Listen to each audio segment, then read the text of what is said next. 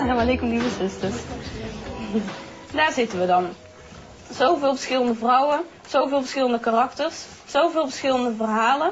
Maar één ding hebben we allemaal gemeen.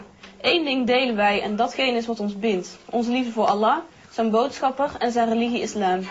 Iemand gaat niet als tweede vrouw in een huwelijk als ze er niet achter staat. Wil je weten waar je aan begint?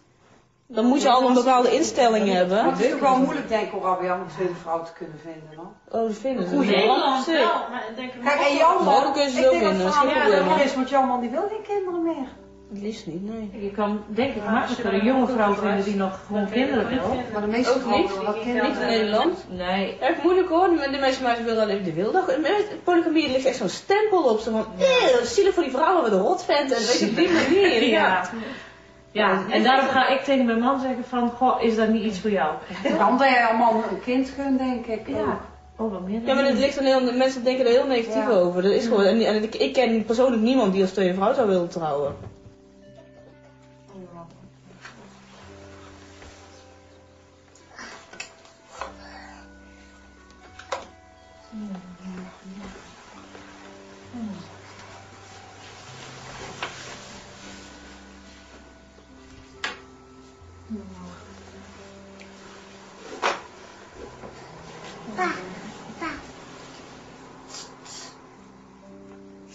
الرحمن الرحيم ألم تر كيف فعل ربك بأصحاب الفيل ألم يجعل كيدهم في تضليل وأرسل عليهم طيرا أبابيل ترميهم بحجارة من سجين فجعلهم كعصف مأكول. De kinderen die komen bijvoorbeeld ook iedere keer van... de jongste heeft dat op het moment heel erg. Die is nu 4. En die is daar heel erg mee bezig. Hij ziet bij oma bijvoorbeeld een fles wijn op het aanleg staan. En dan zegt hij... Oma, jij drinkt wijn, hè? Ik zeg ja, en dan ga ik het daar weer nuanceren. Heel klein beetje soms. Ja, maar dat mag niet van Allah. Ik zeg, ja, maar oma is geen moslim. Ik zeg, oh, en wat ben jij dan? Ik zeg, oma die gelooft ook en oma die bidt. Oma doet allemaal hetzelfde wat jij doet. Alleen, ik heet Allah. Wat voor jou, wat jij zegt Allah en oma zegt God. En God en Allah is eigenlijk hetzelfde. Ja, breng dat een kind van 4 jaar eens bij. En toen zegt hij, vorige week was er nog, toen zegt hij tegen mij, komt hij zo op schoot zitten. En toen zegt hij, oma, ja, als jij wijn drinkt, hij zegt, dan kom jij toch wel, hun hebben voor de hemel een ander woord en dat ben ik kwijt, dat weet ik weet niet, maar dan kom jij toch wel in de hemel, want dan hoef jij niet naar de Seider, dat is de Satan, hè. Dan zegt Allah, oma is lief, kom maar bij Allah. Nou, en dan moet ik me omdraaien, want dan lopen de tranen over mijn wangen en denk ik, oh, schattig, ja. Dus zo'n kind is daar eigenlijk al mee bezig, dat vind ik eigenlijk een beetje jammer. Kijk, een beetje jammer. Nou, kom. Doe, nou, kom dan maar hier, wat stom gedoe. Kom. Moussa, schiet eens op. Moussa. Terug te maken. Kom. Jij deed wel mooi, hè? Vond jij het mooiste deed? Ja, vond ik echt. Eerst maar hier ermee. Hier ermee. Is voor de akkoord mee. Toen is zo ontzettend stom, zeg. Thuis slapen. Tafel.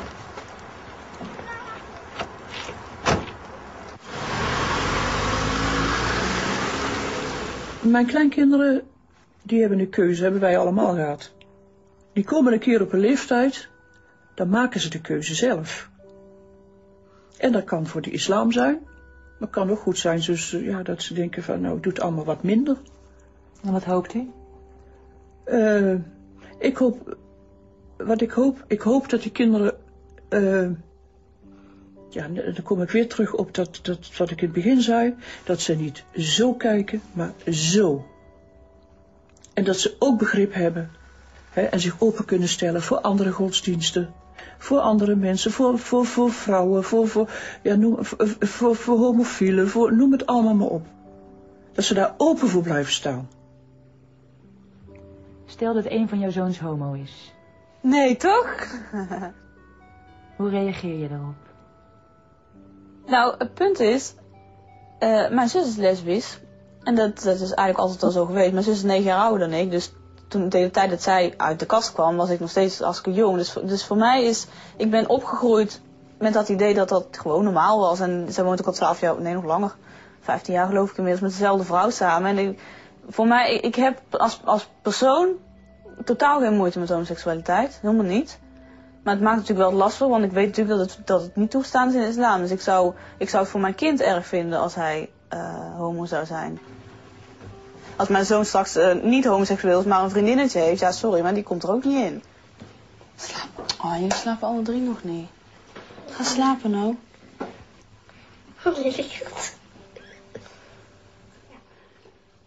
Nou, slaap lekker. Tot morgen, inshallah. Assalamu alaikum. Ik weet alleen dat ik mijn kinderen op die manier wil opvoeden dat gewoon seks voor het huwelijk in ieder geval niet toegestaan is. En dat soort relaties, dat kan gewoon niet. En ze moeten daar zelf een keuze in maken. Maar ze hoeven niet van mij te verwachten dat ik daar dan in meega. Ik vind niet dat ik het zo makkelijk hoef te maken daarin. Maar je hebt zelf verkering gehad. En toen was ik geen moslim. Als ik het nu opnieuw zou doen, als ik nu zou moeten, weet ik veel, ik zou scheiden van mijn man of hij komt overlijden, Lachvat, dan ga ik zeker op de islamitische manier trouwen. Maar je hebt toch tijd nodig om iemand te leren kennen? Dan hoeft ook niet na 1 keer. Hoe vaak dan? Weet ik niet. Dat hangt er vanaf. Sommige mensen hebben het wel na 1 keer, die zien elkaar, die hebben zoiets van ja, dat is hem. En die trouwen daarmee. En hoe kunnen ze elkaar nou leren kennen in 3 ontmoetingen met mensen erbij? Je leert jezelf... Nee, hij wil trouwen, zij wil trouwen. Er is een klik tussen die twee. Ze hebben bepaalde wensen die met elkaar overeenkomen. Ze trouwen en daarna leren ze elkaar kennen. Dat is een knop die om moet. Wij zijn dat hier in het West gewoon niet gewend. Maar het werkt wel.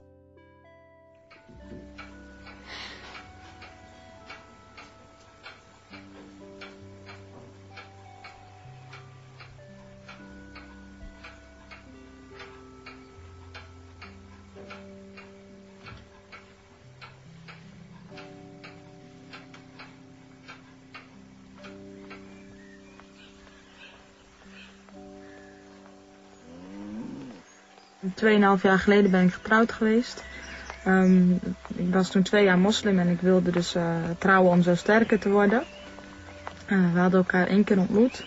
2 maanden hebben we contact gehad via telefoon en via de computer. Ja, dat is dus niet geworden wat ik graag had gewild.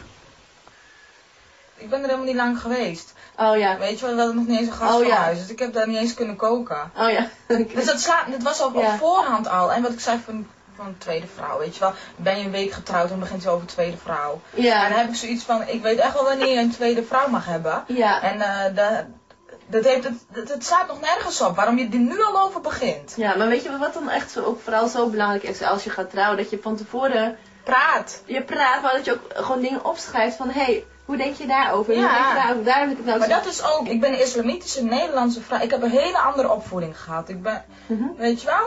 Dus het is gewoon wel anders. En die dingen wat hij van mij vroeg, of wat hij eiste, wat hij wilde, toen had ik zoiets van, ja maar, en dat heb ik ook tegen hem toe gezegd, van kijk, ik ben met een Marokkaanse man getrouwd. En ik weet, daar moet je ook rekening mee houden. Maar je bent ook met een Nederlandse vrouw getrouwd. En ik weiger echt om mijzelf helemaal weg te cijferen, mijn achtergrond weg te cijferen. Dat hou je niet vol. Nee, want het moet van beide kanten komen. Kijk, als wij als ouders op scholen gaan, dan mag